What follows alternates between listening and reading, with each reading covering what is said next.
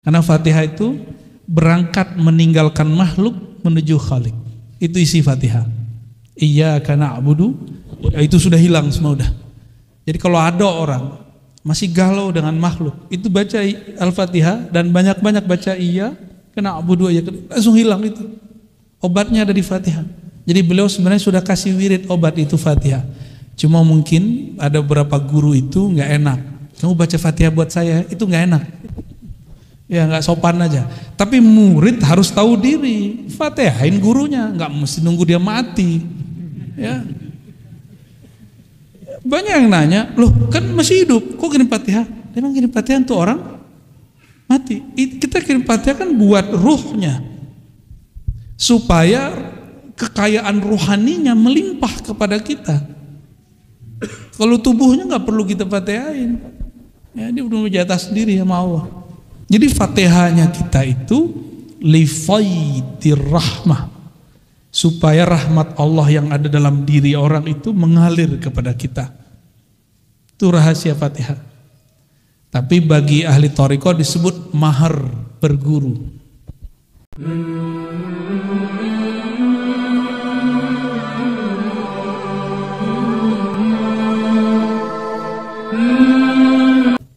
Ya.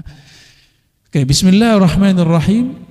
Subhana. Nah, kata Imam Suyuti, ay tanzih. Kata subhana itu menunjukkan kemaha sucian, maha hebat, ya. Alladzi asra bi 'abdihi, yang mengisrakan hambanya. Kata asra itu menunjukkan as-sayru laila, jalan di malam hari. Itu kalau mau lihat pemahamannya itu ada di syair Hayyul Hadi, ya. Saya waktu di Jambi di penutup saya menjelaskan tentang itu, ya. Alladzi asra bi 'abdihi laila. Nah, ini yang menarik dari Imam As-Sawi. Apa kata beliau? Coba perhatikan, ya. Qauluhu bi 'abdihi lam yakul bi nabiyhi wala bi rasulih. Perkataan Allah, maha hebat dia yang memperjalankan hambanya. Allah tidak mengatakan bi nabiyhi wala bi rasulihi. Bukan memperjalankan nabi, bukan memperjalankan rasul, tapi siapa yang diperjalankan? Hambanya. Apa maknanya? Nah, ini yang menarik di kitab ini. Isyaratun ila anna wasfal ubudiyyah akhassul awsaf. Bahwa maqam ubudiyah itu adalah sifat paling istimewa. Karena tidak mungkin jabatan kenabian dan kerasulan itu melekat kecuali pada orang yang disebut abdun. Seandainya kerasulannya hilang, kehambaannya nggak hilang. Jadi abdun itu artinya apa?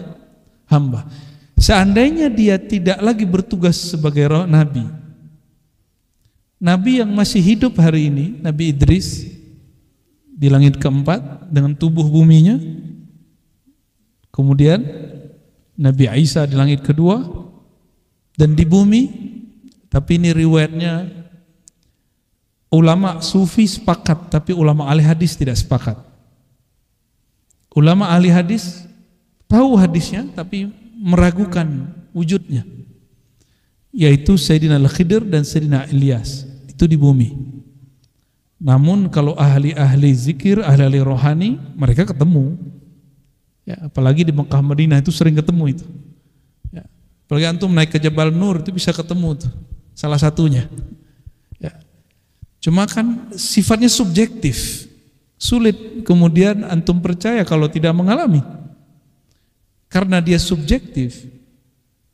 Subjektif itu personal, tergantung orang yang mengalami.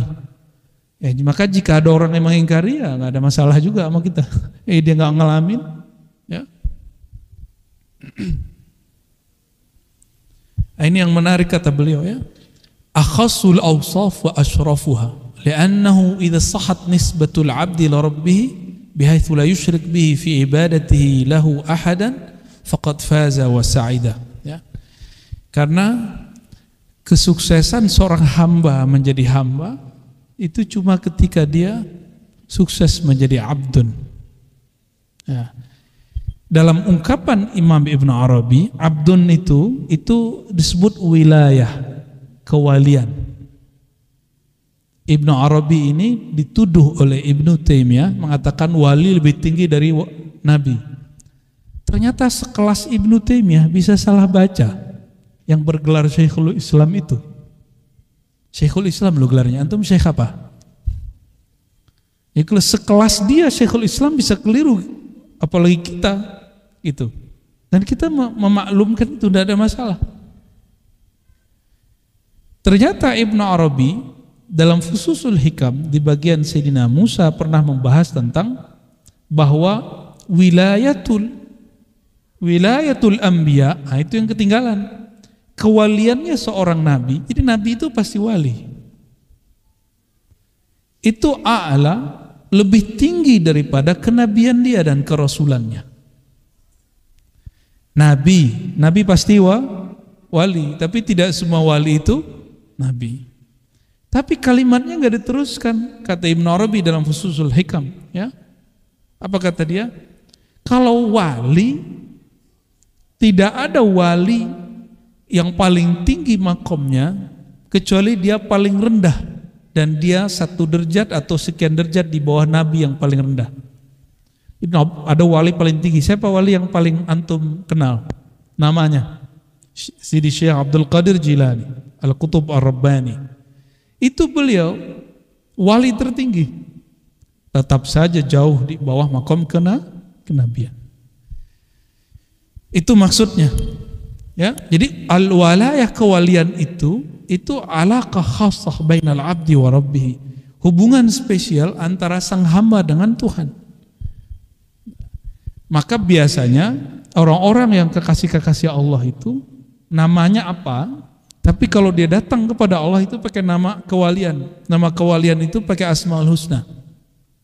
Ada yang Abdus Sabur, berarti dia datang kepada Allah dengan bab kesabaran.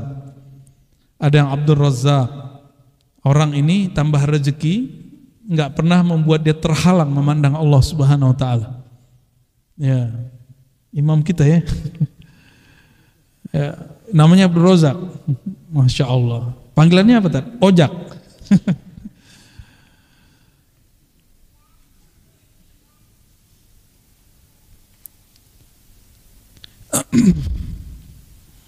Lalu beliau menyebutkan di sini banyak sekali, ya. Tapi yang mau saya ambil bagian itu aja. Bagian yang lain mau ngisahin Isra Mi'raj sampai 12 malam mau. Janganlah ya. Ya. Dan kajian saya sudah banyak tentang kisah itu.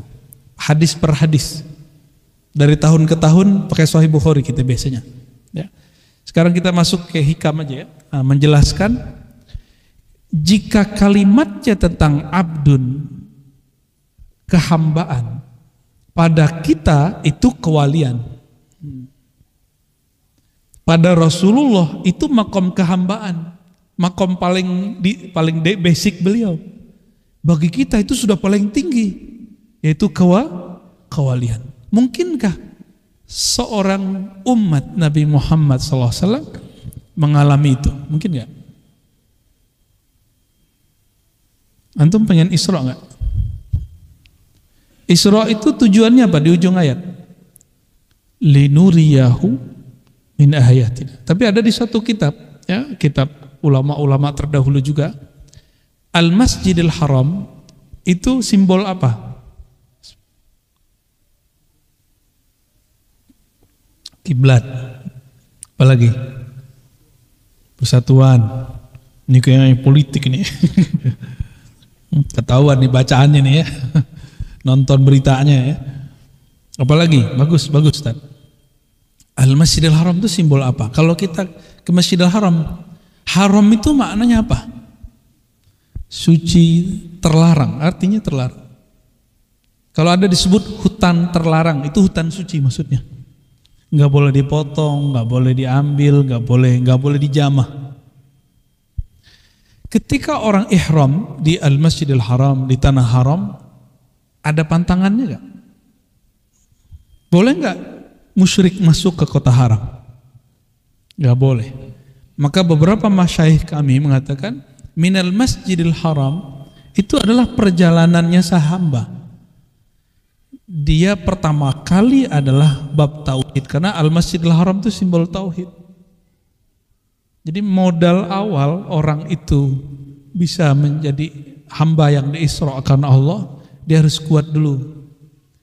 Ayyuharrim ma siwallah. Dia haramkan dirinya dari selain Allah Subhanahu wa taala. Ya. Wallahu alam, itu penafsiran beberapa masyayikh, bukan penafsiran saya. Nah, ilal Masjidil Aqsa. Masjidil Aqsa yang kita sebut juga Baitul Maqdis, ternyata dulu hampir setiap nabi pernah ke masjid itu. Dan itu adalah reuni akbar. Para anbiya 124.000 berkumpul di sana, dan semuanya menjadi makmum baginda Nabi Muhammad sallallahu alaihi wasallam. Ini sering saya berikan pertanyaan di jamaah kita dari bulan kemarin. Bagi antum masuk akal nggak orang yang hidup jadi imam, makmumnya yang udah meninggal? Gimana? Orang yang hidup siapa itu? Baginda Rasulullah SAW. Makmumnya paling yang berjasad yaitu 4 doang itu, Nabi Khidir, Nabi Isa, Nabi Ilyas, Nabi Idris. Selebihnya itu apakah Allah beri jasad lagi? Tidak ada riwayat yang menyebutkannya. Cuma disebutkan para anbiya mereka bermakmum kepada baginda Rasulullah SAW. Dalam akidah Islamiyah ada namanya qudrah iradah. Sanggupkah Allah memberi mereka tubuh? Sanggup. Maka supaya sah mereka menjadi umat Rasulullah, itu mereka dikasih tubuh harusnya. Gitu. Walaupun cuma sesaat. Saya mau tanya lagi, lebih mulia nabi atau malaikat? Bener nih, serius. Malaikat boleh nggak bertubuh, berjasad ya? Dia menyerupai, jangan-jangan hadir ini ada yang bukan orang, orang-orangan maksudnya. Karena banyak sekali riwayat di zaman Bani Israel, ada orang keluar dari rumahnya ditemuin seseorang, ternyata orang itu malaikat. Nggak usah di hadis, itu hadis Bukhari Muslim. Di kisah Sayyidina Ibrahim, beliau didatangi 3 orang, ya masih ingat? Hal ataka hadithul muqarramun, kan itu ya? Itu gimana? Malaikat menyerupai 3 orang laki-laki, itu yang hombrang-hombrang jatuh cinta sama mereka. Yang 3 ini, ketika dihidangkan makanan, Nabi Ibrahim gak sadar. Bayangkan, sekelas Nabi itu gak langsung bisa memahami kejadian siapa yang di hadapan dia. Apalagi cuma wali, apalagi cuma seorang seperti kita ini. Baru ketahuannya apa? Pas ngidangin domba. Nah, ini guyonannya para habaib. Inilah dalil awal makan kebuli. Ya enggak lah, dulu kan mana ada nasi di situ ya. Nasi itu kan dibawa oleh orang-orang India. Ya, sama orang Indonesia, Thailand di belakangan ya. Mungkin dulu apa gitu, wallahu alam. Yang penting dihidangkan daging domba. Ternyata mereka nggak mau makan. Di sana nggak mau makan baru merinding. Sayyidina Ibrahim, apa kata beliau? Kalian bukan orang ya, baru nyadar. Jadi itu saking hobinya Sayyidina Ibrahim ikramud dhuyuf. Maka siapa di antara antum yang kalau ada tamu selalu menghidangkan makanan, itu insya Allah bersama Sayyidina Ibrahim nanti. Insya Allah. Mau? Kalau bersama Nabi kelasnya VIP. Bukan VIP lagi ya. Jadi para anbiya ini yang dirahasiakan. Apakah mereka diberi tubuh? Tapi secara akidah Ahlussunnah, apakah Allah sanggup menjadikan mereka bertubuh? Ya jawabannya tadi, lebih mulia malaikat atau nabi? Lebih mulia nabi. Karena lebih mulia nabi, mungkinkah nabi bisa berjasad? Mungkin aja. Ya. Oh, saya nggak pernah lihat. Ya, antum nggak pernah lihat bukan berarti nggak ada. Nggak pernah merasakan, ya makomnya belum nyampe, ya gimana mau ngerasain? Di kitab Hikam, gimana? Karena kita bukan nabi. Isra itu perjalanan ruhani disebut dengan mukasyafah. Mi'raj itu perjalanan ruhani, dia gabungan dua, musyahadah yang tinggi, lalu mukasyafah yang tinggi dan musyahadah. Mukasyafah itu yang disebutkan di ujung ayat, linuriyahu min ayatina innahu huwas sami'ul basir. Tujuannya untuk memperlihatkan kepada engkau, hai Muhammad, kepadanya, min ayatina. Maka ini jadi kaidah, miftahul mukasyafah ya'ud ila dhamirhu, ay Muhammad sallallahu alaihi wasallam. Maka orang yang hanya dapat melihat yang benar dari mukasyafah itu cuma satu, min babi sayyidina Muhammad sallallahu alaihi wasallam. Karena lafaznya jelas, linuriyahu hu ay sayyidina Muhammad sallallahu alaihi wasallam min ayatina. Agar kami memperlihatkan kepada sang Muhammad ayat-ayat kami. Ini lafaznya. Maka dari sini ulama-ulama ahlul haqaiq mengatakan ini kaidah azimah, bahwa tidak ada pengalaman batin yang sahih kecuali min babi Sayyidina Muhammad SAW, kecuali lewat pintu Sayyidina Muhammad SAW, lewat cinta beliau, lewat syariat beliau, lewat thariqah beliau, lewat haqiqah beliau dan ma'rifatnya beliau. Gak bisa yang lain. Gitu, gak mungkin. Mesti lewat Nabi Muhammad SAW. Kalau tidak itu disebut halu. Ya. Beberapa waktu lalu ada orang datang ke Ribat, katanya mau memberantas haluisme. Ternyata dia lebih halu daripada saya. Ya. Dan yang dia sebut halu itu yang dialami oleh Imam Bukhari, oleh Imam Ghazali, oleh Imam Hakim Tirmizi, oleh Imam Ibn Arabi, oleh Syekh Abdul Qadir Jilani. Ketika kita sodorin begitu, ya nggak bisa nanggepin juga dia. Nggak bisa membedakan antara pengalaman batin dengan ngayal. Saya tanya tentang definisi halu aja dia nggak tahu. Haluisme dari mana ente? Ya. Membuat istilah itu mesti ada pertanggungjawaban ilmiahnya. Ism itu apa? Itu aja kami bingung. Ya. Kata Imam Ghazali dalam kitab Al-Munqiz minad Dhalal. Ini Indonesia punya Jatman namanya, Jami'ah Thariqah Mu'tabarah. Ya.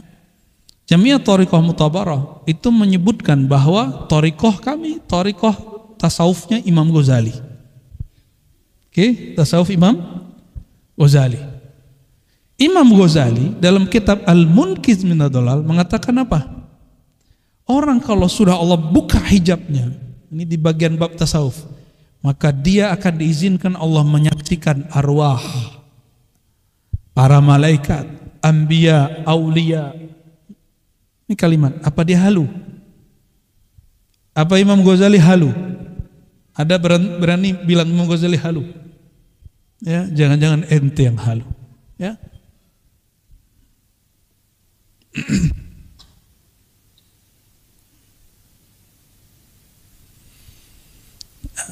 Jadi Isra itu boleh disebut mukasyafah, batin yang disingkap oleh Allah sehingga seorang hamba menyaksikan bukan lagi dengan basar, tapi menyaksikan dengan basirah. Apa beda basar dan basirah? Kalau basar ya terhalang tembok, terhalang deh. Tapi kalau basirah dia tidak terhalang itu. Ini yang terjadi pada Sayyidina Umar, dizahirkan ketika lagi khutbah dia berteriak kepada panglimanya yang sedang bertugas di wilayah Irak. Dia di Madinah. Mungkin saja. Kenapa? Itu yang disebut oleh Imam Al-Mursi. Makom dia kuntu sam'ahu alladhi yasma'u bi. Itu Sahih Bukhari. Pendengaran dia sudah diganti oleh Allah. Pandangan dia sudah ditukar oleh Allah Subhanahu wa taala. Makanya mereka itu disebut abdal. Abdal itu secara harfiahnya diganti sifatnya. Harfiahnya diganti karakter dan kemampuannya. Wallahu a'lam bishawab, ya. Lau annaka la tasilu ilai illa ba'da fana'i masawik wa mahwi da'awik lam tasil ilaihi abada. Ya. Ini ada mitologi. Jadi bertasawuf itu banyak mitosnya daripada realnya. Dulu kawan-kawan saya kalau mau ngaji hikam itu ejekannya dahsyat. Lu mau ngaji hikam? Setengah jam sebelum jam sholat urusan masjid tuh. Lu ada urusannya apa dengan itu? Itu masalah mau ngambil bab sunnah atau tidak, bab mustahab atau tidak. Ente kalau ngaji hikam udah nggak boleh dosa. Berarti kalau nggak ngaji hikam boleh dosa gitu. Logika apa itu? Logika apa ya begitu? Lebih mulia hikam atau Quran? Orang baca Quran, terus ada takdir dia berdosa, terus gimana? Tinggal tobat tuh, mudah. Gak usah kemudian mempersulit hidup. Kalau mau dikasih perbandingan, kira-kira seperti itu. Di hikam ada kalimat cara supaya kita bisa mengalami Isra rohani. Kalau Nabi SAW Isra Mi'rajnya udah pasti ruh dan jasad. Ini disebutkan di tafsir As-Sawi. Apa kata beliau? Kalau menurutmu bisa sampai kepada Allah, dimi'rajkan kepada Allah itu setelah kamu betul-betul bersih, setelah kamu betul-betul tidak ada lagi cacat di batinmu, la tasil ilaihi abada. Kamu tidak akan pernah mi'raj rohanimu.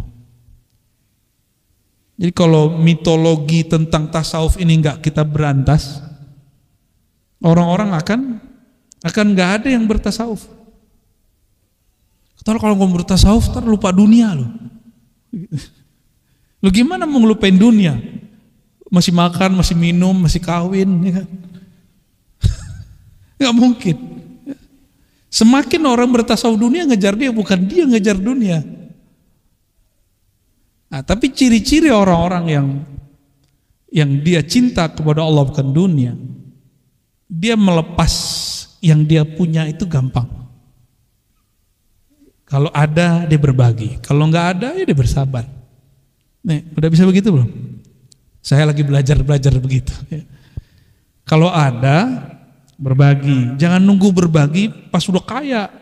Kapan antum bakal jadi benar-benar kaya? Hah? Mulai berbagi itu dari sekarang kita udah mulai tabungan sedikit, mulai berbagi. Jangan nunggu kemudian numpuk duitnya. Nah, ini kita terjemah secara harfiah. Seandainya ada mitologi tentang tasawuf bahwa orang tidak usul kepada Allah illa tidak bisa mi'raj rohaninya kecuali ba'da fana'i masawik, setelah habis semua kesalahanmu, enggak akan ada lagi dosa, ente jadi orang suci dunia akhirat. Nah, begitu. Wa mahwi da'awik, hilanglah pengakuan-pengakuanmu, sombong-sombongmu, merasa-merasamu, ya.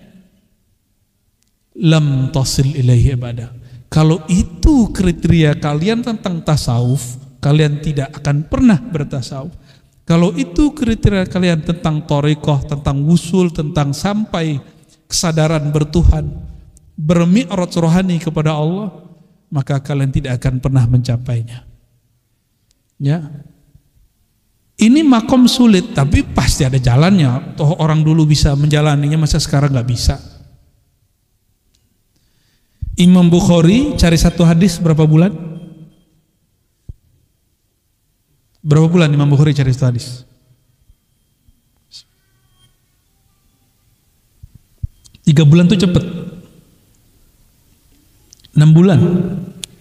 Ada Imam Bukhari cari satu hadis, udah setahun baru ketemu orangnya. Itu Imam Bukhari. Maka menjadi ahli hadis dia bertahun-tahun. Sekarang antum coba cek Sahih Bukhari di Google, ketemu gak? Perlu berapa detik? Dulu 6 bulan, sekarang antum cuma 2 atau 3 detik, tergantung paketnya bagus dan handphonenya luar biasa.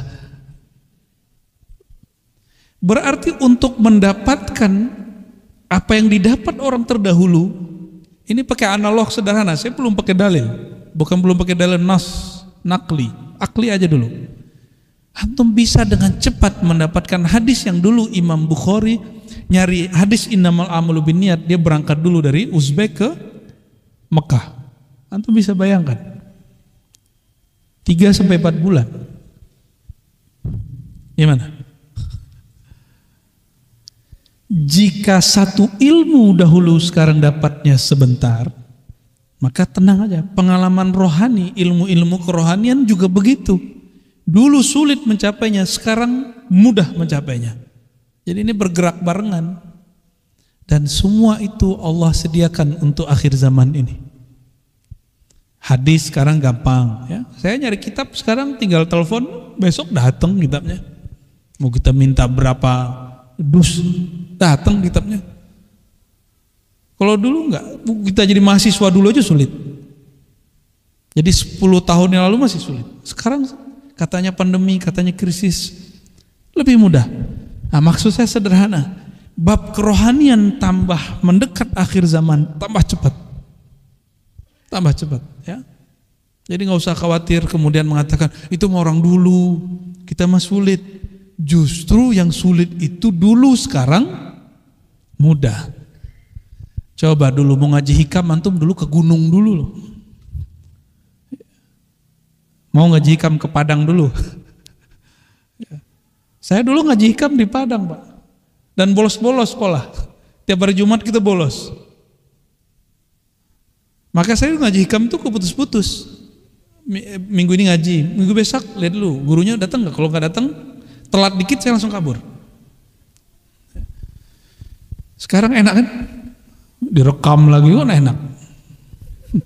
Nggak perlu bolos-bolos. Diulang-ulang, enak bener antum ya.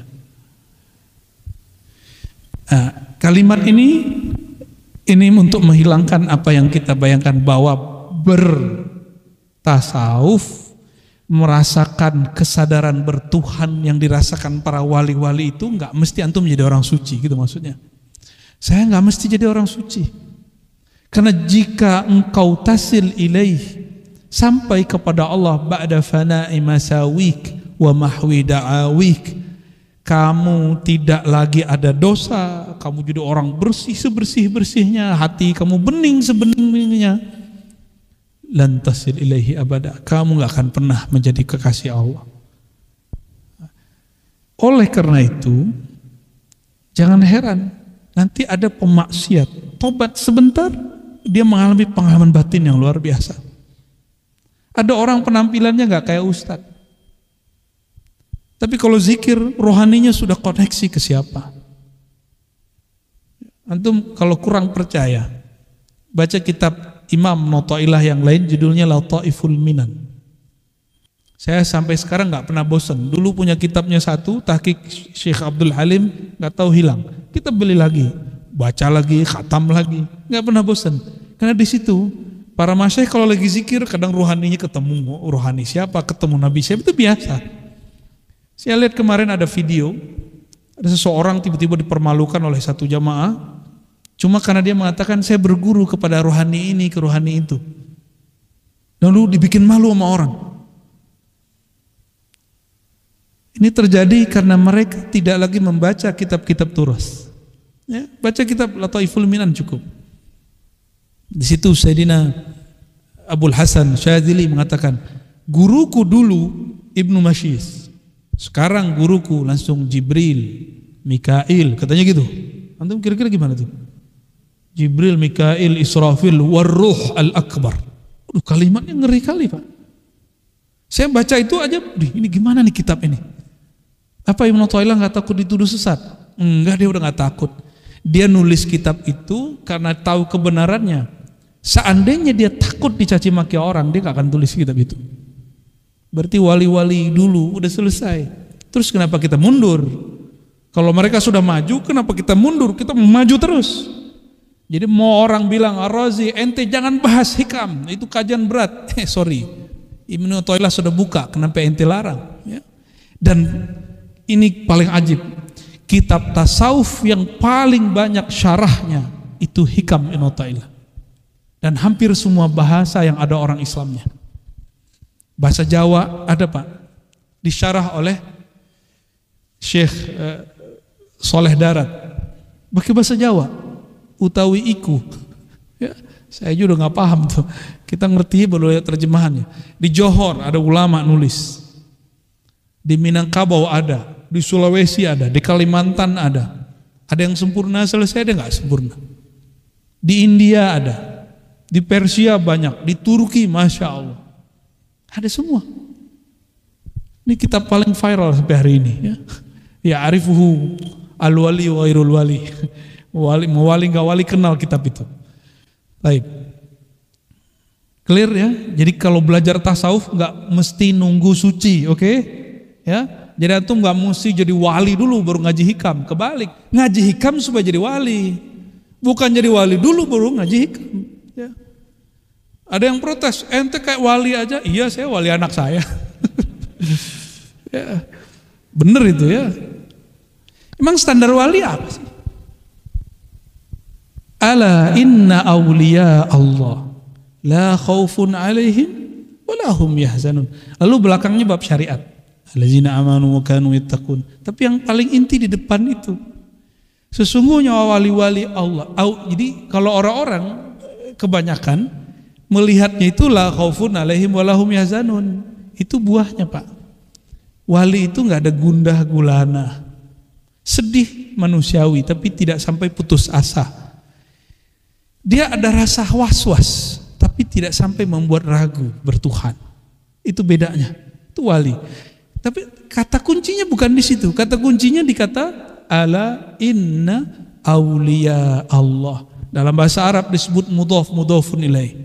Auliya Allah itu makom tertinggi di bawah makom Nabi. Ketika nama dia, gelar-gelar dia ditempelkan pada nama Allah, itulah makom tertinggi. Aulia Allah itu paling tinggi, nggak ada lagi dah. Di atasnya Nabi. Ngaji hikam itu bukan jadi wali dulu baru ngaji hikam. Wali mah nggak perlu kitab ini. Jujur saya pernah ketemu orang yang menurut saya dia wali. Bagi dia hikam cuma bagi pemula katanya. Ini yang ngomong seorang mursyid. Dari saya kecil tuh dia ngomong begitu, itu bab pemula. Wali ada mursyid satu lagi dia bilang, "Oh enggak, itu pemula menurut dia. Kalau bagi saya," kata beliau, "itu menengah." Nah, kalau yang kedua nih saya cerita aja, itu nama guru saya Abuya Al-Hasan Al-Basri. Dulu waktu saya masih umur 13 tahun ketika talaqi kepada beliau, beliau bilang, di atas hikam ini ada lagi kitab yang lebih tinggi. Dulu kita kira hikam yang lebih tinggi. Ternyata benar. Ini kolektornya ada Buya Zulasfi. Entah berapa dia punya kitab tasawuf. Aneh-aneh lagi judulnya. Tuh sampai sekarang waras-waras saja. Nggak ada gila. Wa ghatta, mana lagi kalimatnya? Walakin idza arada an yusilaka ilaihi satara wasfaka biwasfi wa ghatta na'taka bina'tihi fawasalaka ilaihi bima minhu ilaika la bima minka ilaihi. Ini kita mungkin ada yang senang harfiah, kita terjemahkan harfiah. Walakin tetapi jika dia hendak mengisrakan engkau, memi'radkan engkau, mewusulkan engkau, satara wasfaka biwasfi, maka sifat rendahanmu akan ditutup oleh Allah dengan sifat keindahannya. Karena Isra Mi'raj itu melihat ayat-ayat Allah yang indah, maka matanya harus diperindah dulu. Harus diberi kacamata yang bagus. Matahari sanggup nggak lihat? Nggak sanggup lihat. Kenapa? Silau. Kalau pakai mata ini nggak sanggup, kita harus pakai kacamata hitam. Kalau ada orang menyaksikan alam lain hanya dengan mata ini, dia pasti buta. Nggak sanggup mata ini. Ya. Apalagi mata ini maksiat tiap malam, maksiat tiap hari. Ya. Nggak mau maksiat, iklannya maksiat. Sekarang tuh maksiatnya dianterin orang. Kadang-kadang kita yang anterin sendiri, mesen-mesen sendiri. Nggak ada orang yang bersih dari maksiat, nggak bisa udah. Wa ghatta na'taka bina'ti. Allah kemudian akan tutup sifat burukmu dengan sifat baiknya. Kalau matahari terbit, bintang kelihatan nggak? Paham maksudnya? Kalau cahaya nurullah terbit, maka semua kegelapan di batin akan hilang. Itu maksudnya. Ini kita malam hari butuh lampu banyak. Coba siang hari butuh lampu nggak? Cukup satu cahaya matahari. Dan semakin banyak manusia, mataharinya perlu nambah nggak? Satu aja mataharinya. Karena matahari nggak pernah butuh kita. Kita yang butuh matahari. Fawasalaka ilaihi bima minhu ilaik. Maka Allah mengundang kamu. Nah, Isra Mi'raj itu kan Allah mengundang. Maka lafaznya bukan sara, tapi asra. Dia yang mengundang Rasulullah SAW di malam hari untuk datang kepadanya. Nah, fawasalaka ilaihi bima minhu ilaik. Allah akan beri undangan itu kepadamu sehingga engkau sampai kepadanya, engkau bisa mi'raj rohanimu kepadanya karena anugerahnya mutlak, bukan bima minka ilaih, bukan karena amal baikmu, bukan karena sucimu. Oleh karenanya normalnya orang kalau mau ditalkin itu wiridan 7-40 hari baru kuat kolbunya talkin. Tapi orang-orang tertentu ketemu semalam, ketemu sejenak dan guru sudah boleh ditalkin. Tapi itu nadir. Kata salah satu guru kami di Malaysia, Tuan Guru Jahid namanya, an-nadir kal adam. Dia ngomong gitu. Jarang itu kayak nggak ada.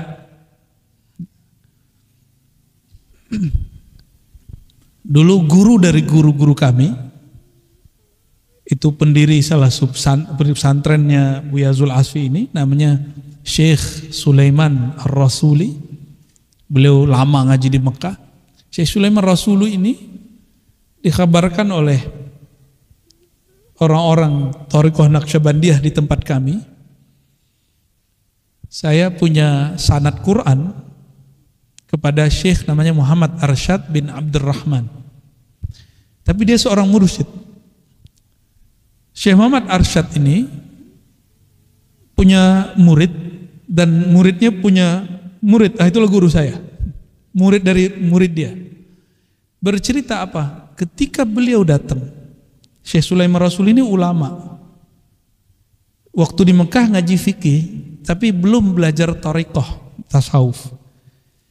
Ketika terjadi beberapa perkembangan keislaman di kampungnya, maka dia mencari mursyid. Dan mursyid yang layak untuk ngajarin dia, karena hijabnya seorang alim itu dia harus cari orang lebih alim dari dia. Ya, padahal kalau dia bisa melihat bahwa ilmu itu anugerah dari Allah, dia nggak mesti bermursyid kepada orang yang lebih alim. Kepada mursyid aja nggak mesti alim. Dicarilah Syekh Muhammad Arsyad, seorang muqri, bisa membaca Al-Quran 7 qiraat dan hafiz Quran, namanya Syekh Muhammad Arsyad bin Abdurrahman. Ini bukan Muhammad Arsyad Datu Kelampayan Banjar, bukan. Itu hanya semalam. Hikayat yang saya terima, ditalkin malam ini langsung pingsan seperti Nabi Musa. Malam besok baru bangun. Enggak perlu khalwat 40 hari, ijazahnya langsung keluar. Dijazahin langsung jadi mursyid. Udah rohaninya sudah berangkat sudah. Tapi tetap dia ikut suluk. Besok Ramadannya dia ikut khalwat. Apa maksud saya mengatakan ini? Allah itu suka-suka dia. Jika ada hamba yang dia kehendaki, nggak mesti orang itu orang alim, nggak mesti itu orang habib, nggak mesti anak kiai, nggak mesti doktor, bisa jadi orang awam.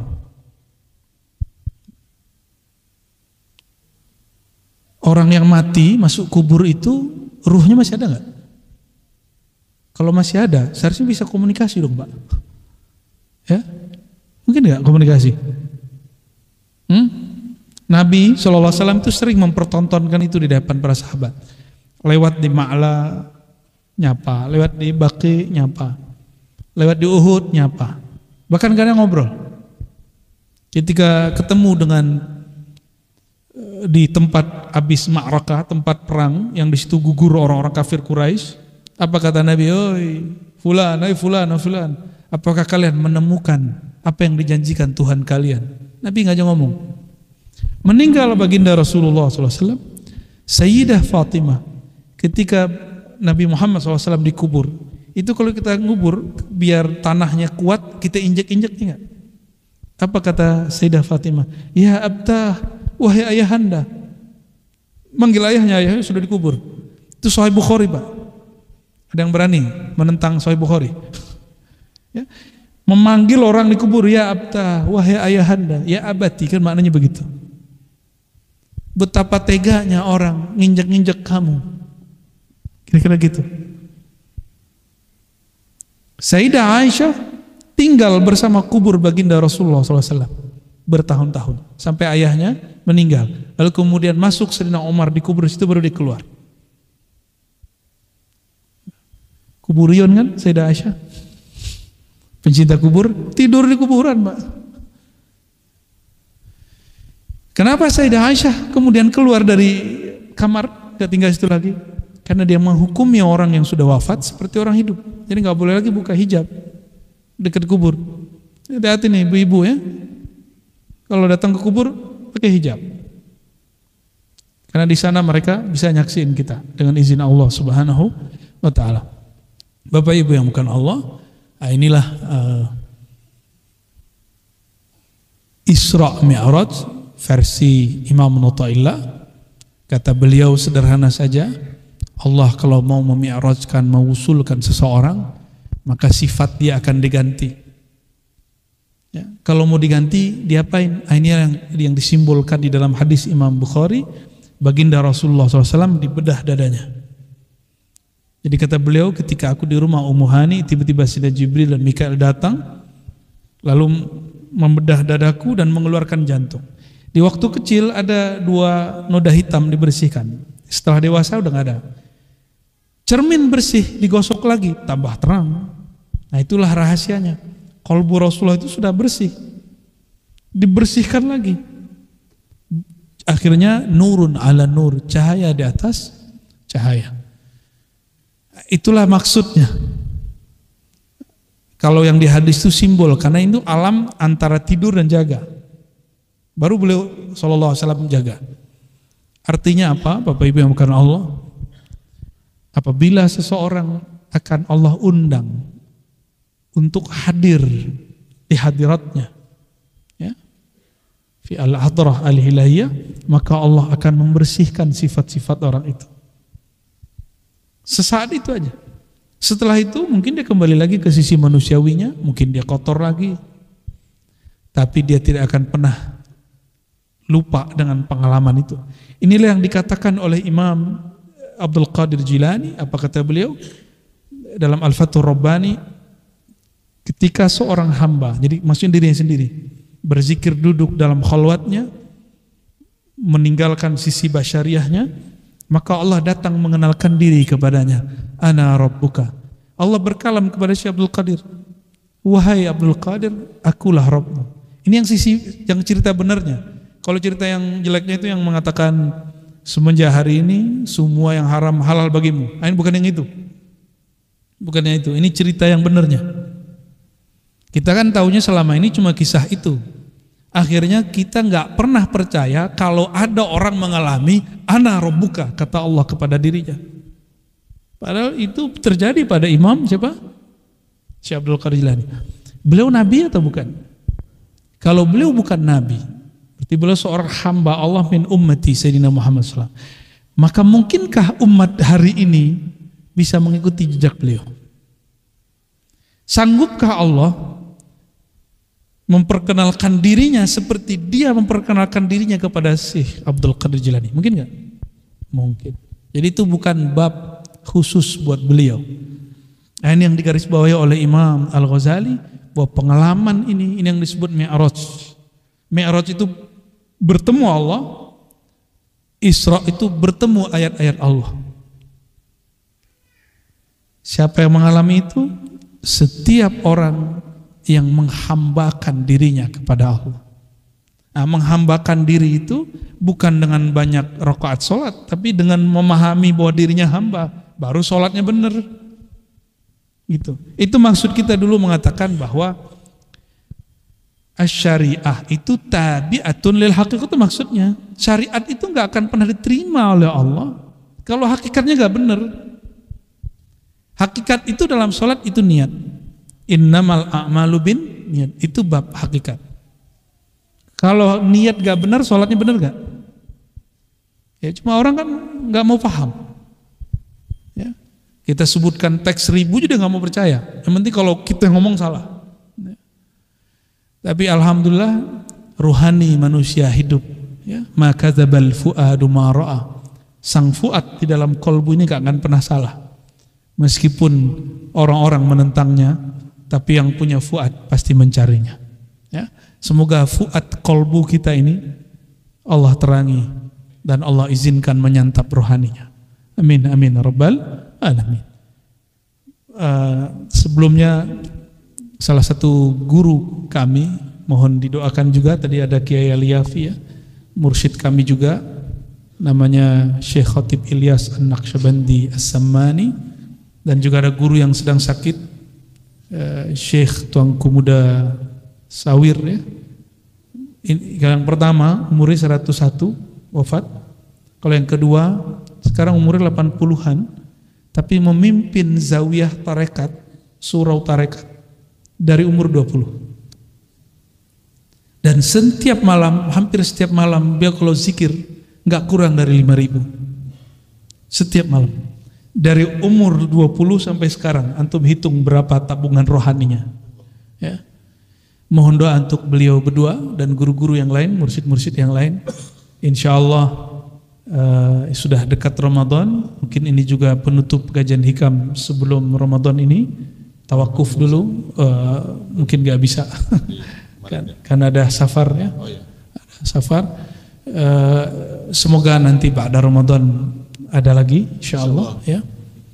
Dan doakan juga kami, insya Allah dalam waktu dekat kita akan buat surau ribat, ada tempat suluknya di daerah BSD nanti. Nanti antum bisa ngaji lebih puas di sana. Sekarang kalau di ribat masih terbatas, kan sekarang yang ngajar Buya Zul Asfi dan beberapa ustadz, 70 orang sudah sumpek, AC-nya udah gak kuat. Semoga nanti bisa kuat. Nah, untuk semua ini 2 kali Fatihah. Pertama untuk guru kami Allah yarham Syekh Khatib Ilyas An-Naqsyabandi, dan yang kedua yang sedang sakit Syekh Tuanku Muda Sawir An-Naqsyabandi As-Sammani. Al-Fatihah. Bismillahirrahmanirrahim. Dan untuk semua hajat kita, yaitu ingin wusul kepada Allah, ingin rohani ini mendapat kesadaran kepada Allah, dan untuk hajat-hajat duniawi dan ukhrawi, mari kita bacakan surah Al-Fatihah. Bismillahirrahmanirrahim. Ya amin.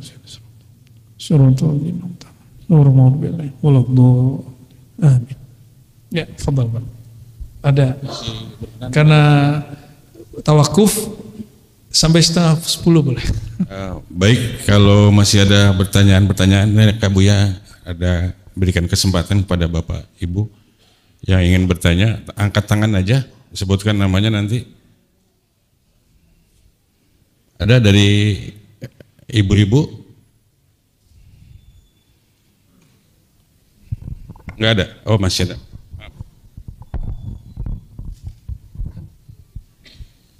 Assalamualaikum. Nama saya Sahril. Saya ingin bertanya, kan kita sering mendengar dari para ulama-ulama rifat, katanya kalau kita belum mengenal Allah, itu kita sholatnya batal. Nah ini menurut Buya gimana? Yang kedua, ada juga yang punya pendapat, kenapa Nabi Musa itu berdoa kepada Allah, berarti dia belum mengenal Tuhan gitu. Nah itu kira-kira penjelasan Buya. Terima kasih. Assalamualaikum warahmatullahi wabarakatuh.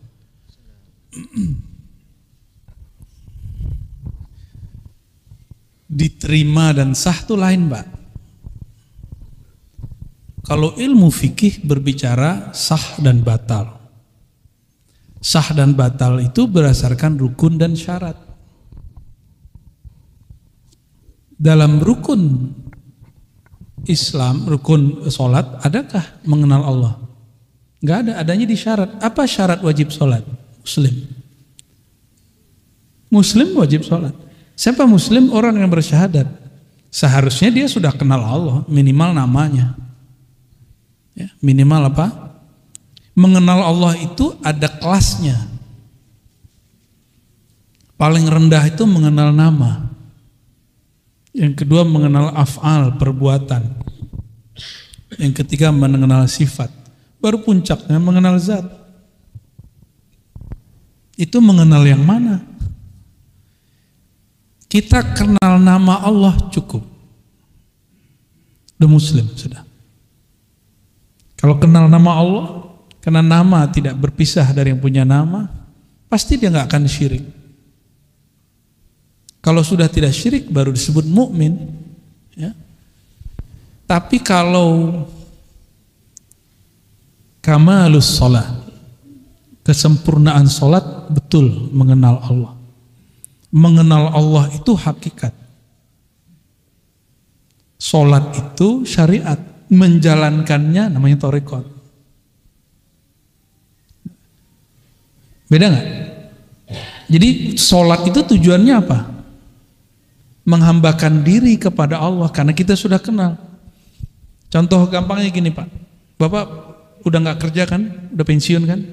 Ya. Dulu waktu kerja nggak kenal sama atasan, hormat nggak sama dia? Nggak hormat. Tapi kalau sudah kenal sama atasan kita hormat nggak sama dia? Patuh nggak sama dia? Cari muka nggak sama dia? Cari muka, dapat muka monyet.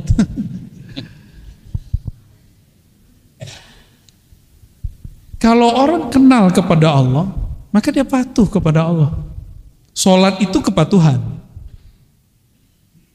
Kalau ada orang sholat belum patuh, berarti dia sedang latihan sholat.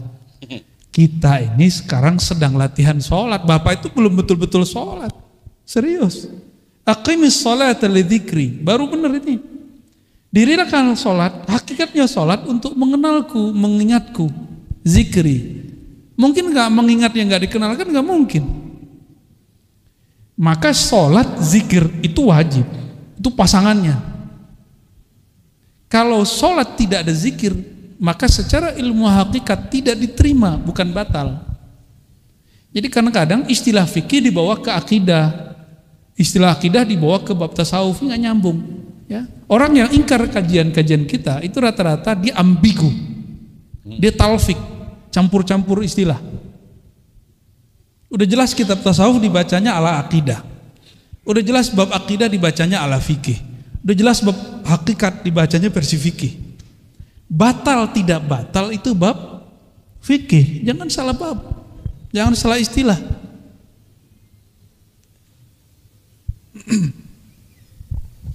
Gimana? Ada lagi Bapak Ibu? Yang kedua tadi apa? Nabi Musa. Berdoa itu nggak ada urusannya kenal dengan nggak kenal. Doa itu mukhul ibadah. Doa itu inti dari kenal. Apa arti doa, Pak? Doa itu bahasa Arab artinya apa? Minta itu bahasa modus itu. Minta itu bahasa Arabnya tolab. Kalau doa artinya apa? Memanggil, menyeru.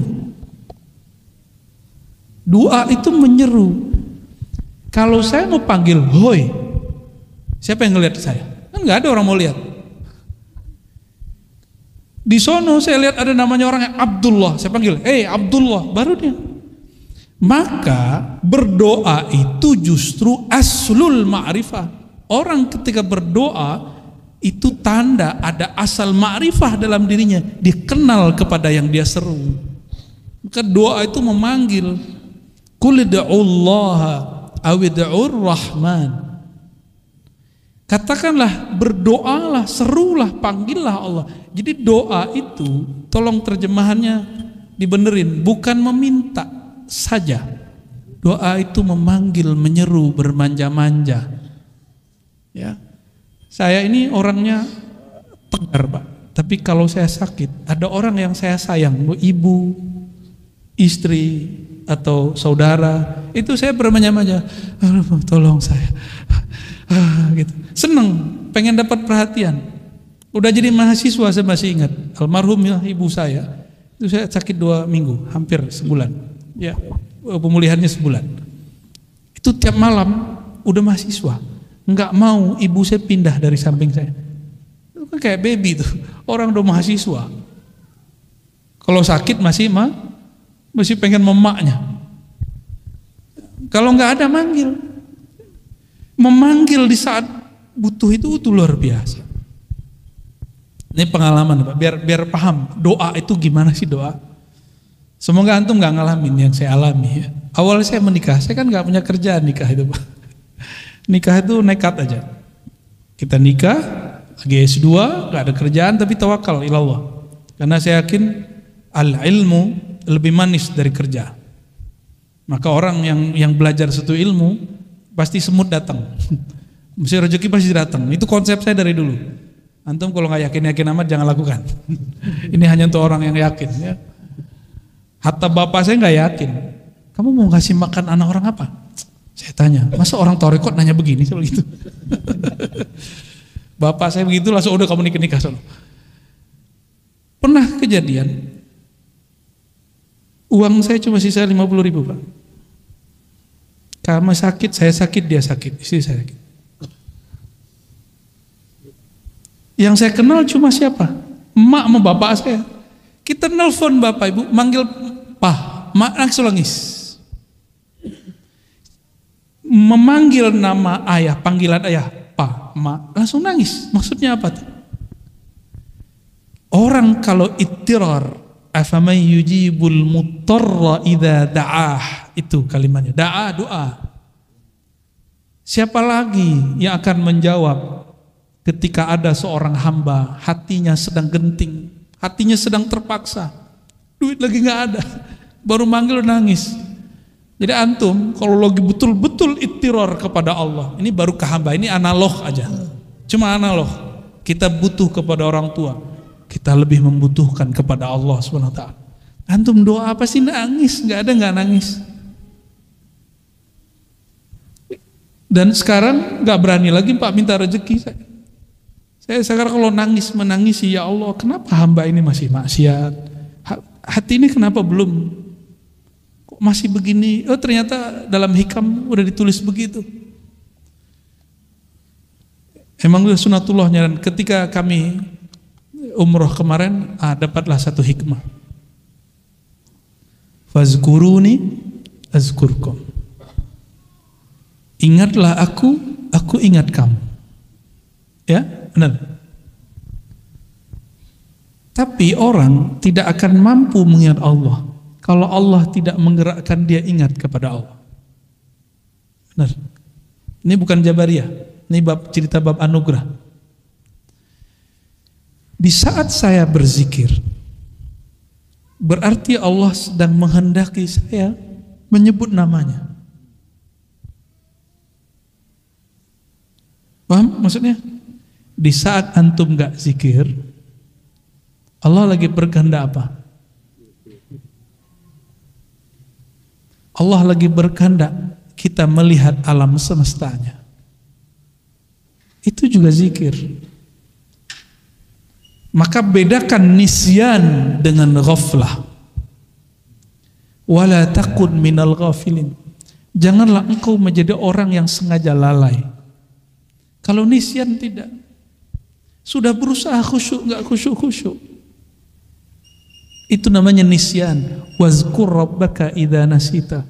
Kapan engkau sanggup mengingat Allah? Jika engkau sudah nasita, engkau sudah nisyan. Itu kata Imam Najmuddin Al-Kubra. Nisyan ini dua, lalai, lupa. Pertama dia lupa kepada dirinya, baru dia ingat Allah.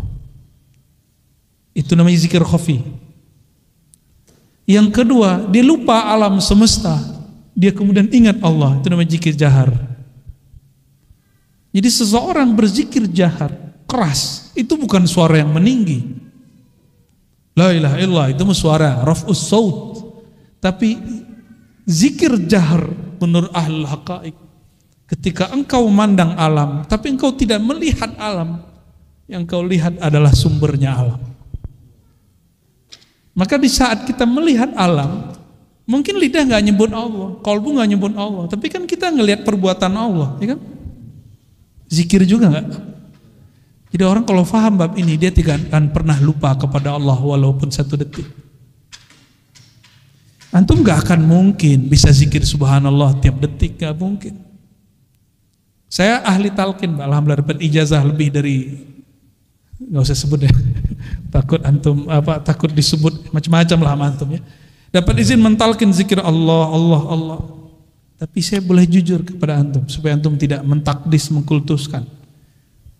Qalbu ini kadang dia fokus nyebut nama Allah, kadang tidak. Dan sekian tahun saya mencari jawabannya, baru dapat waktu malam Rajab kemarin, 27 Rajab. Waktu sedang melihat ke Masjidil Haram.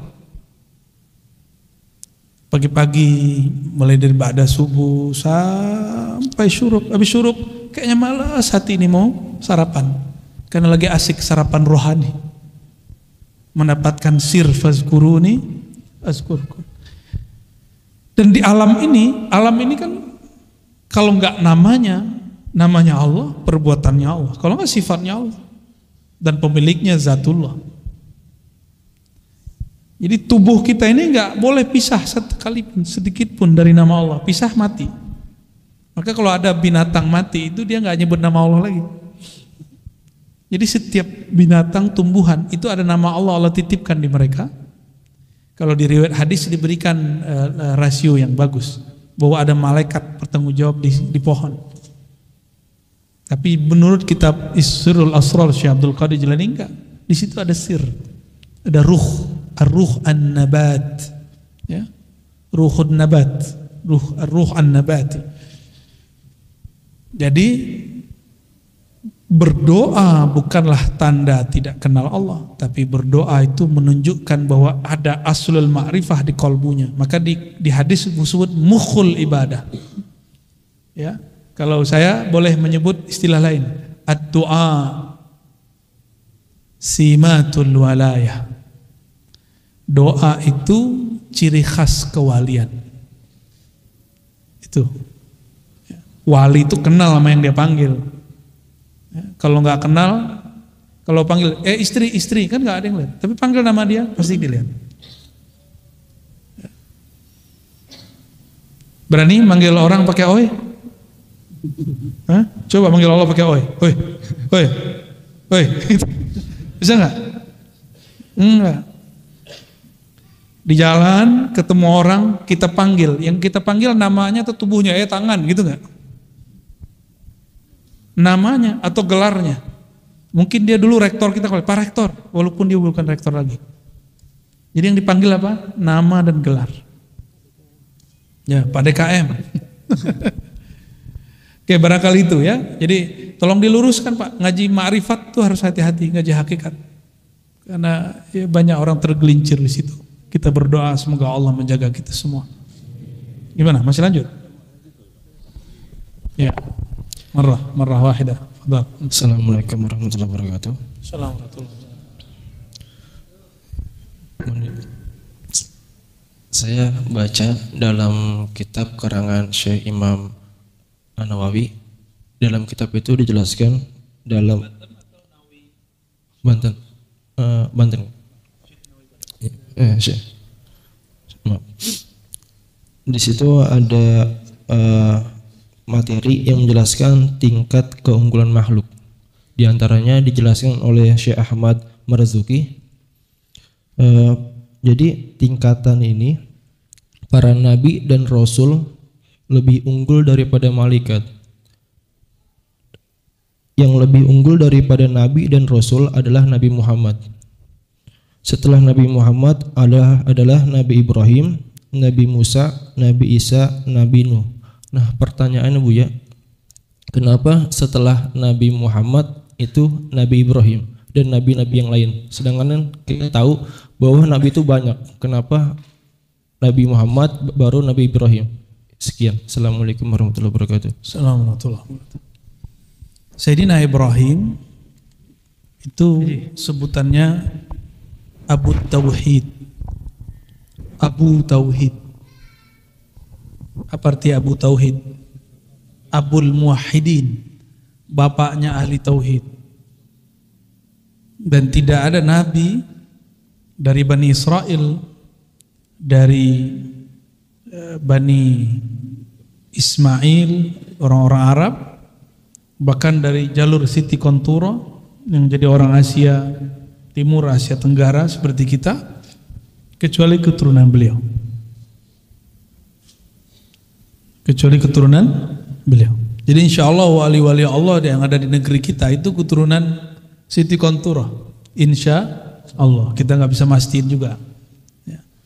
Tapi di hadisnya begitu, bahwa Siti Konturo adalah istri Sayyidina Ibrahim yang melahirkan orang-orang Asia Timur dan Tenggara. Wajahnya ya kayak kita ini. Jadi bukan kita dari Cina atau Cina dari kita. Karena secara DNA kita lebih tua daripada DNA orang Cina.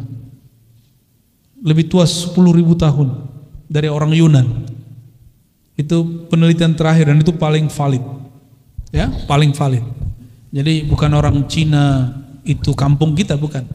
Ya, mungkin mereka yang dari kita. Wallahu a'lam bis-shawab, ya. Satu lagi kali Ibu ya, dari ibu-ibu nih biar adil. Maaf. Nah, belum selesai. Sedikit lagi. Jadi kalimat yang ditulis oleh beliau Syekh An-Nawawi Al-Bantani mengenai kenapa Nabi Ibrahim yang ada, jadi paling tinggi Nabi Muhammad SAW, di bawahnya Nabi Ibrahim, karena semua Nabi ajaran tauhidnya dari beliau. Tapi Nabi Ibrahim nurnya dari siapa? Ya. Jadi nurnya ini dijelaskan di kitab Sirrul Asrar dan juga di kitab Syifa. Nur itu setelah Allah ciptakan, Allah masukkan ke Nabi Adam, berpindah ke Nabi. Kita tidak percaya reinkarnasi, Pak. Tapi di luar sana ada orang-orang beragama lain menyebut itu reinkarnasi. Nurnya pindah ke Nabi Nuh, karena mereka nyebut itu reinkarnasi. Bagi saya bukan. Itu bukan reinkarnasi. Itu hanya Allah yang tahu istilahnya apa. Kita nggak usah istilahkan, ya. Tapi saya ketemu beberapa guru belakangan dan dia menyebut dengan istilah tawarus atau tanazul. Turun. Nurnya turun. Dan nur itu tidak akan berhenti sampai kiamat. Karena kalau berhenti kiamat. Makanya al ulama warasatul anbiya. Nur itu masih berkembang sampai hari ini. Semoga kita yang hadir malam ini dapat percikannya. Amin ya rabbal alamin, ya. Jadi tidak mesti orang yang lebih tua, lebih awal, lebih mulia. Ini dalilnya Nabi Muhammad SAW lebih mulia dari Nabi Adam, lebih mulia dari Nabi Nuh, Nabi Ibrahim, pada dia belakangan. Maka bapak-bapak yang lebih tua secara biologis dari saya apresiasi masih mau ngaji sama anak muda. Barakallahu fikum. Ya. Silakan. Assalamualaikum Buya. Saya mau menceritakan pribadi saya. Ketika paman saya mau meninggal, itu saya mendapatkan amalan. Nah, ketika beliau meninggal dunia, saya menyebut nama beliau aja sampai nangis-nangis. Sampai saat ini pun saya tidak bisa melupakan beliau. Padahal saya tuh tidak dekat dengan beliau ya, almarhum itu. Nah, bagaimana untuk amalan itu? Karena ketika saya memakai amalan itu, ibadah saya menurut saya lebih baik. Maksudnya lebih mendekatkan diri dengan Allah. Amalannya apa? Seperti istighfar, Al-Fatihah sama Al-Ikhlas itu sebelum. Kalau untuk tidurnya seperti sunahnya Rasulullah, pada Sayyidah Fatimah untuk diajarnya. Itu aja. Ya, untuk sampai saat ini setelah dia setahun, saya masih tetap mengingat beliau sampai benar-benar menangis ketika mengingat dia. Itu aja sih. Terima kasih Buya, mohon arahannya. Assalamualaikum warahmatullahi wabarakatuh. Jika mengingat beliau agak berat, ingat kita aja ya. Ingat kajian malam ini. Tapi saya tambahkan, setiap kali mau wirid, perbaharui la ilaha illallah, jaddidu imanakum biqauli la ilaha illallah. Maka kita lengkapi dengan syahadat. Jadi setiap kali mau beramal, mau sholat, syahadat dulu. Mau sholawat, mau baca Quran, syahadat dulu. Kenapa? Dalam hadis Nabi disebutkan, ya, badiru bil a'mali fitanan. Segeralah kamu beramal soleh. Kenapa? Nanti ada masa yumsi, ya, ar-rajul mu'minan wa yusbihu kafiran. Pagi dia mukmin, sore dia kafir. Ini bukan kafir khuruj minal millah murtad, tapi kafir hakikat. Atau kalau bahasa Imam Nawawi Dimashqi, itu kufur nikmat. Yang bahaya itu kufur mun'im, pemberi nikmat. Nah, itu batal akidahnya. Kalau kufur nikmat masih bisa diselamatkan. Jadi kita nggak tahu apakah dalam perjalanan bekerja ada yang terlepas di kolbu ini. Maka setiap kali beramal syahadat. Nah, insya Allah setelah itu akan amal. Apa yang kurang dari ibu? Tidak memfatihai beliau. Jadi mulai malam ini kalau mau beramal, ya, fatihain beliau dulu, baru baca wiridnya. Insya Allah kalaupun nanti nangisnya akan bisa diatasi dengan fatihah. Karena fatihah itu berangkat meninggalkan makhluk menuju khalik. Itu isi fatihah. Iyyaka na'budu, itu sudah hilang semua udah. Jadi kalau ada orang masih galau dengan makhluk, itu baca Al-Fatihah dan banyak-banyak baca iyyaka na'budu aja, langsung hilang itu. Obatnya ada di Fatihah. Jadi beliau sebenarnya sudah kasih wirid obat itu Fatihah. Cuma mungkin ada beberapa guru itu nggak enak. Kamu baca Fatihah buat saya, itu nggak enak. Ya nggak sopan aja. Tapi murid harus tahu diri. Fatihain gurunya, nggak mesti nunggu dia mati. Ya. Banyak yang nanya, loh kan masih hidup, kok kirim Fatihah? Memang kirim Fatihah untuk orang mati. Kita kirim Fatihah kan buat ruhnya, supaya kekayaan rohaninya melimpah kepada kita. Kalau tubuhnya nggak perlu kita fatihain, ya dia udah menjatah sendiri sama Allah. Jadi fatihahnya kita itu li faidir rahmah, supaya rahmat Allah yang ada dalam diri orang itu mengalir kepada kita.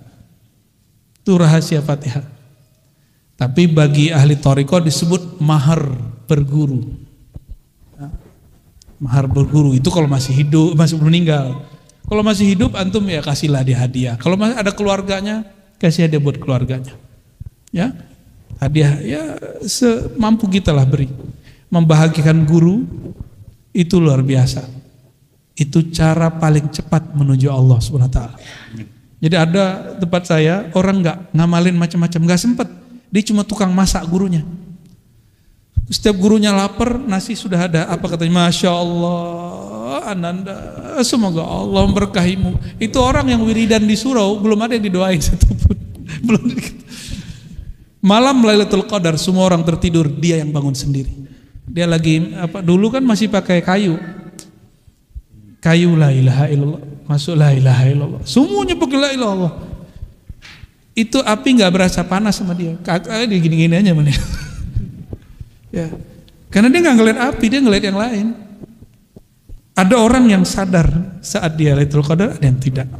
Ada yang dia cuma zikir aja, dia nggak tahu kalau itu Lailatul Qadar. Nggak ada masalah, nggak mesti ada pengalaman aneh-aneh. Jadi bahagiakan guru. Ya. Jangan pernah berpikir apakah guru ingat saya, tapi pikirkan apakah saya selalu ingat guru. Jadi kalau ketemu sama guru di jalan jangan bilang, ingat saya nggak? Lo guru itu muridnya banyak. Soal adab kalau kita begitu. Cuma kalau yang sudah terlanjur, nanti kalau ketemu lagi jangan begitu. Ya, sebanyak itu tamu dia, murid dia, masa dia ingat ente? Ente siapa? Kecuali ada sesuatu yang berkesan. Nah itulah namanya cari perhatian guru. Cari perhatian itu ngasih hadiah, datang berkunjung. Kalau nggak datang berkunjung, ya senangkan hatinya. Maka dia akan ingat terus. Maka dalam kitab disebut ya, disyarahikan juga Imam Sya'rani, jangan kamu tanya kepada gurumu, ingatkah engkau kepadaku? Tapi tanyailah dirimu, seberapa ingat kamu kepada gurumu, sebanyak itulah kamu bisa ingat Rasulullah SAW. Sebanyak apa kita terkenang ajaran Rasulullah, indahnya Rasulullah, akhlak Rasulullah, rindu kepada Rasulullah, maka sekencang itulah. Ini yang disebut di dalam hadis Nabi, hadis Qudsi. Siapa yang datang kepadaku berjalan, ya Allah, aku datang kepadanya berlari. Maksudnya apa? Siapa yang datang kepadaku berjalan, menjalani ajaran kekasihku, aku akan jemput dia. Dia datang jalan, aku lari. Cepat sekali. Itu yang disembunyikan dalam isyarat hadis ini. Ya. Jadi kita tertatih-tatih bangun malam hari, terus saja lakukan terus. Nanti di satu saat, ini sebagai penutup di Syarah Hikam, ya. Satu saat, di saat saya sudah nggak ambisi mau mi'raj, sudah nggak berangan-angan mau wusul, udah nggak minat lagi mau kasyaf, tidak kasyaf, sudah netral dan nol kalbunya. Kata Imam Abul Abbas Al-Mursi, guru Ibnu Athaillah Sekandari, la yasilal abdu ilallah wa huwa mushtahin ilal wusul. Seseorang tidak akan sampai kepada Allah jika dia masih bersyahwat pengen usul. Jika dia berangan-angan ingin kasyaf, ingin sakti, ingin dapat Lailatul Qadar, gak usah ditunggu-tunggu, jadikan kullal lail Lailatul Qadar. Apa ciri-cirinya? Mulai malam ini antum jangan kurang witirnya 3, kalau bisa 11. Ya. Biasanya nonton dulu nggak kalau malam? Bener? Nih, bener nih. Kapan witirnya? Setelah nonton. Ngantuk-ngantuk antum terusin. Ya. Lawan. Ini sudah deket, nggak nyampe berapa hari lagi nih? 23. Sudah ini Syabannya udah berapa nih? Berarti nggak nyampe 25 hari lagi. Ini udah gak ada ceritanya. Tiap malam antum sudah hampir wajib witir. Oke? Ngaji hikam gak? Beneran nih ngaji hikam? Oke, tiap malam witir. Saya gak bilang wajib loh ya. Hampir wajib. Pengen dicintai Allah? Pengen wusul tanpa susah payah? Autiru walau biraka'ah. Berwitirlah tiap malam. Ya. Nanti ada masa di saat kita gak berangan apa-apa, antum mengalami suatu pengalaman yang luar biasa indah. Insya Allah hazinah wa likulli salihah. Al-Fatihah. A'udzubillahi minasyaitonir rajim.